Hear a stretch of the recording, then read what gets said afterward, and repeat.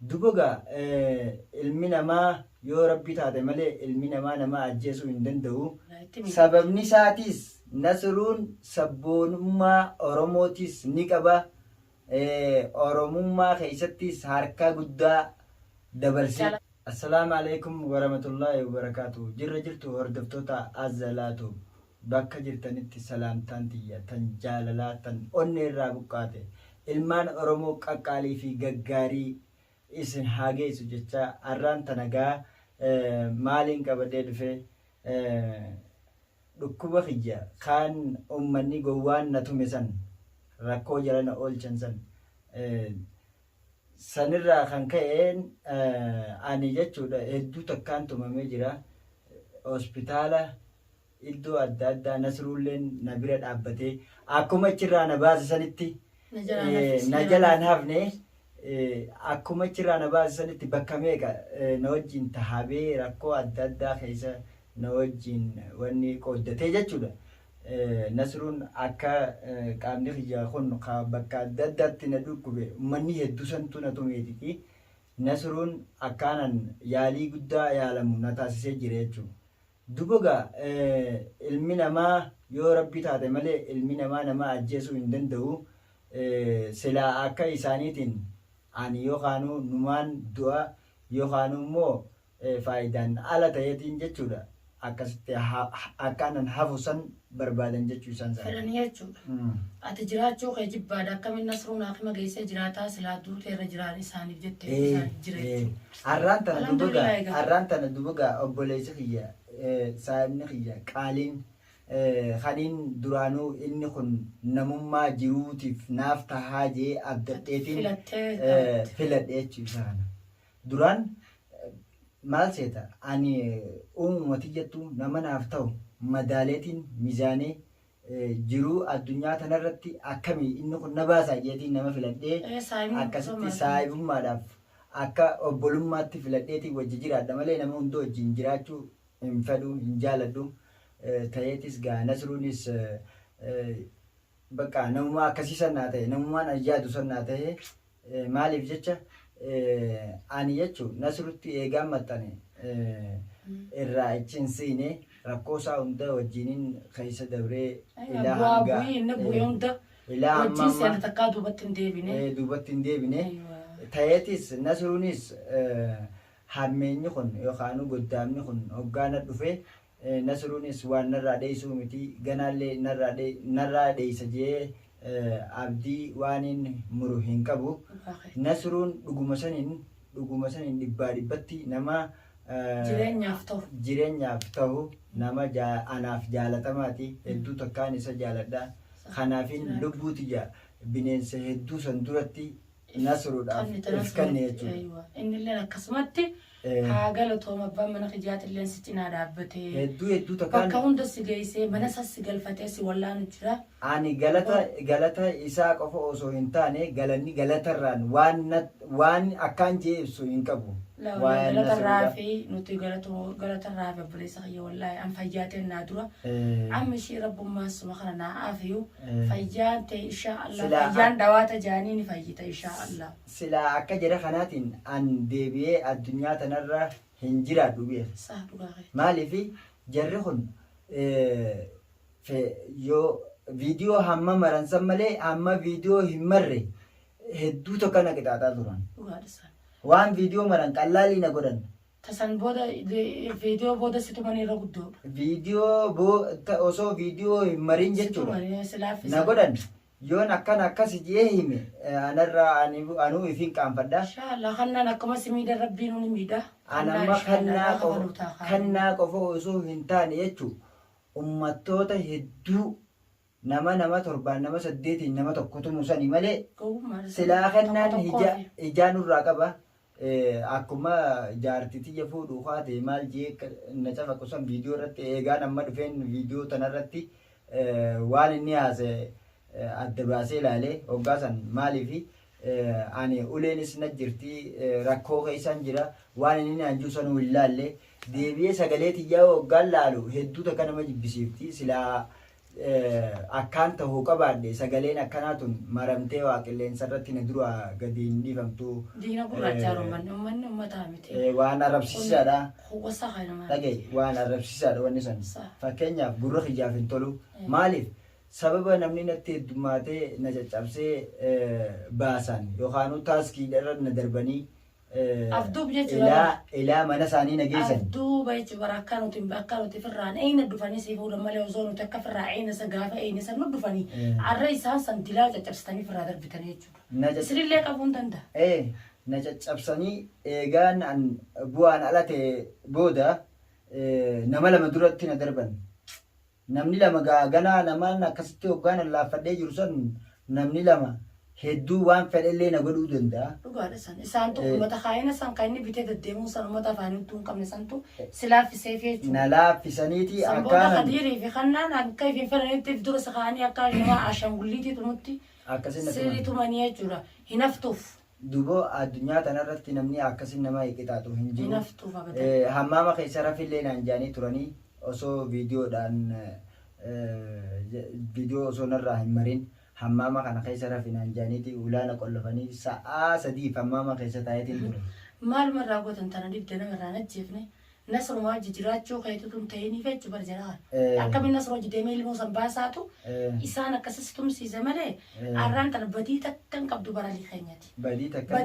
Ati jechuun tola yaaddee obboleessa kee cinaa dhaabbattee ilmoon ilmoo fiiti yoon dhalin atillee dhaluuf teessaa laalaa ilmoodhaa atillee harkuudhaaf teessaa jechuudha. Arra ilmoo nasruu cinaa dhaabbattee ilmoo san wajji baasuun dila kanas tumtee hammaama keessa illee rafisiin jaanii huccullee sirraa baasanii akka namni nama goonis godhanii jechuudha. Ammoo kannaan gartee wallaahi wabillahi kannaan yoo hantuuta ta'ee lafa qotee seene numa jiraata. Walaa Kadiir qabi. Yoo nama ta'eetuma jiraate immoo bal'inaan waliin baaneessa. Maal seeta amma isaan dhugaan si himuudhaaf ani kennaadhaaf Kadiir dhiisuudhaaf hin deemu. Addunyaa tanarratti yoo biyyuma tana keessa wajjin jiraanne jechuudha. Isa ganaa isaan dhiisu akka isaan na godhaniin beeka waan ta'eef. Isaan wannummaan dhiisanii isaan nurraa dhiisa isaan kan. Dhiisuudhaaf hin deemnu. Ammallee kun dhaga'u jirta nasruu dhiisuuf hin taa'u naafi nasruu du'aa adda nu guuraa jira. Du'a rabbii qaba haali quba kana macheessu. Du'aatu adda nu baasa yookaan du'a nasruu du'aa jee. Kana jee du'a adda nu baasuu ta'a naafi nasruudha jee dhaadanna jiraachuudha.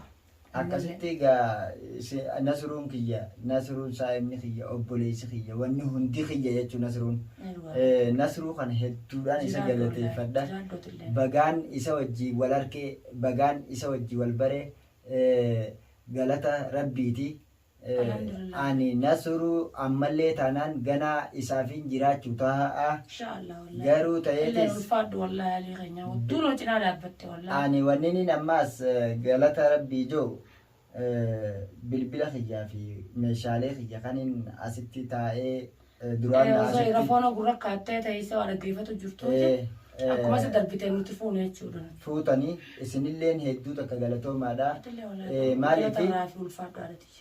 Maaliifi viidiyoolee irra martaniitiin jecha waywaachaa turtanii uummanni Oromoo bal'aan viidiyoo xiyyeessanillee arkee koomentii jalatti yaada isaaniitiin cinqamanii kanaaf barreessaa turan. Isinilleen hedduu takka galatoomaa uummata Oromoo kiyya hedduu takkaan isinii jaaladhaa isiniif jedhee lubbuu tiyyallee niin dabarsa jechuudha. Akkasiitii uummata keenya. Tokkoffaadhaa namni dhugaa irratti uummata Oromoo tettee lubbuu teettillee ni dabarsita.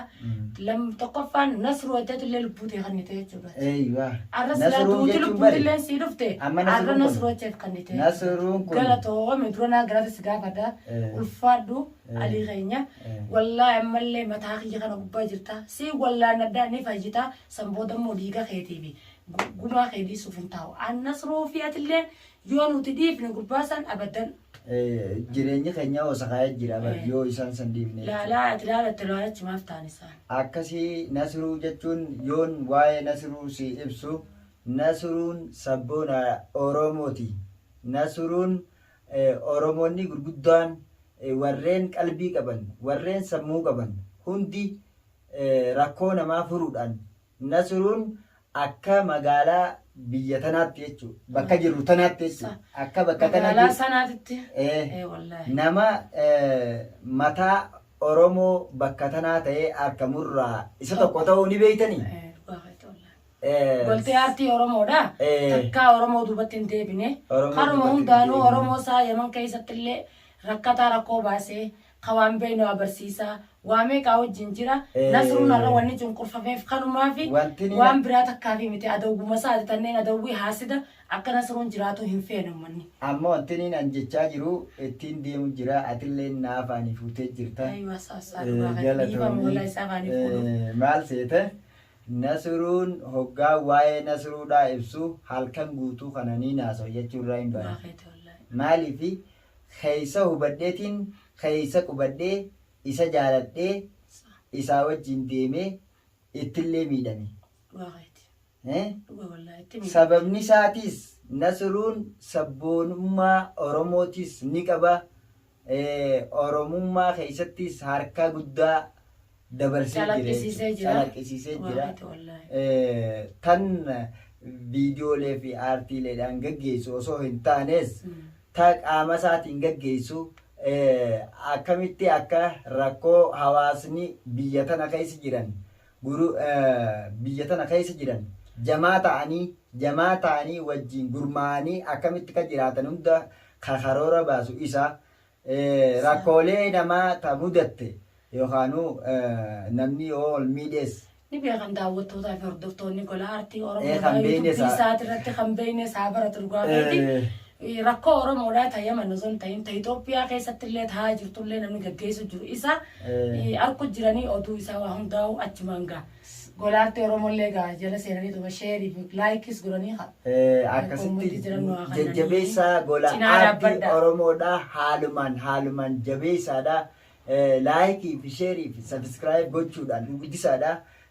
Kanaafin gola aartii jaaladhee isa filadhee isaa wajjin akkaan miidhamullee if taasisaa jira. Hordoftoota keenya Oromoo tiyya babal'oo Oromoo jaalalaa Oromoo teenya kanaafin isa cinaa dhaabbatee du'a jira. Wareegaanti kannaa waan Nasruu dhufaanaa dura fudhata jee jira jechuudhaan haa galatoomuunaaf. Akkasitti uummanni darreen du'atillee naa ulfaadhuatillee balaa rabbi sanirraa qabuun jaasirattanis.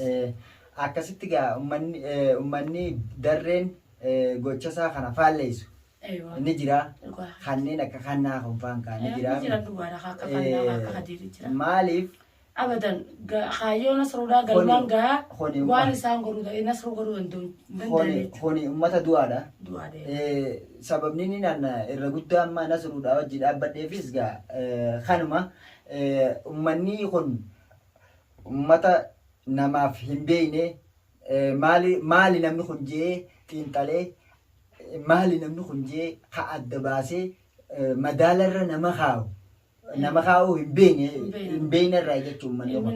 Kanaaf Nasruudhaan lolan malee Nasruun sabboonaadha. Nasruun nama waa hundaati tokko sabboonaadha. Walumaa galattuu dhugaa saniifin du'ee miidhamee caccabe malee wanti silaa nama Nasruun kun nama darree nama akka Kannaatii fi nama akka Kadiir nama akka isaanii san silaa tahee ani waan na miidhee na caccabsee lubbuuta tuttuun kan wareegatti kan ulee san hundaan hammallattu bakka hammalladdu silaayi. Tanaafi akkasitti hordoftoota keenya qaqqaalii kanaafuu gaa anis ammaan tana wayyaa'aatiin jira. Mana yaalaatti illee na deddeebisa Nasruulleen ganaalleedha nuuf qabanii jiranii qaaxaroo itti deddeebinee fayyaa tiyya dhawataan osoo hoggaan arku jechuun viidiyoo maraaniin dhufaa hordoftoota keenya ummata akka akkasiisan jechuudha. Waan godhu teenyu nutuu numa beeynaa yaadaan jala jirraa waan kana goona jennee osoo hin taane ani jechuudha eegaan fayyees isaan dhiisuudhaaf hin deemu. Kanaafuu waan irra geenyu fuula duratti waliin itti deemna. Hordoftoota keenya ammaan tana viidiyoo tanatti aantun hamma walitti deebinu nagaan naa jiraadhaa bakka jirtanitti fayyaa fi nagaan horaa naa bulaa. Achumaan gola aartii Oromootillee facaasaan isiniin jaa jechuudha. Gola aartii Oromoo bakka iyyuu sheer naa godhaa Nasruun kana qabnu olaal karuma tokkottillee kaafee miti obboleessa isaa kun wajjin jira daawwattoota fi hordoftoota keenya Salaamu alaikum isinin jaa nageet.